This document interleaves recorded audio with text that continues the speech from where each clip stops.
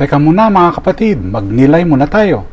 Ngayon ay ipinagdiriwang natin si San Felipe Neri, isang pari na kilala sa kanyang kagalakan at malalim na pagmamahal sa Diyos at sa kapwa. Sa sulat sa mga Filipos, hinimok tayo ni San Pablo na magalak sa Panginoon lagi dahil ang tunay na kapayapaan ay nagmumula sa pagtitiwala sa Diyos. Sa Gospel of John, ipinanalangin ni Jesus ang pagkakaisa ng kanyang mga alagad upang maipadama nila sa mundo ang pag-ibig ng Diyos.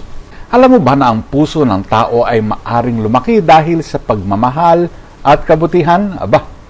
Ipinakikita ng mga pag-aaral na ang taong madalas tumutulong at nagpapakita ng kabaitan ay nagkakaroon ng pisikal na pagbabago sa kanilang utak at puso na nagpapababa ng stress at nagpapalakas ng kalusugan ng puso. Sa madaling salita, ang pag-ibig ay literal na nagpapalakas ng puso. Ganito mismo ang buhay ni San Felipe Neri.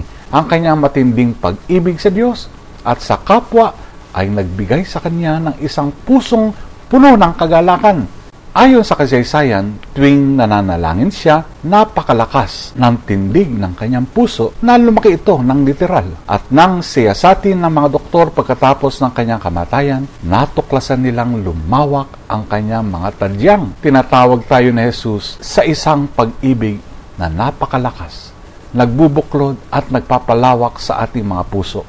Sa mundong puno ng pagkamakasarili, iniimbitahan niya tayong buksan ang ating puso at hayaan itong mapuno ng pag-ibig tulad ng ginawa ni San Felipe Neri. Hinahayaan ba natin ang pag-ibig ng Diyos na palakihin ang ating mga puso? O hinahadlangan natin ito ng takot at pagdududa? Ang pusong puno ng pag-ibig ay hindi kailanman titigil sa paglago. Pagnilayan natin ito. Amen.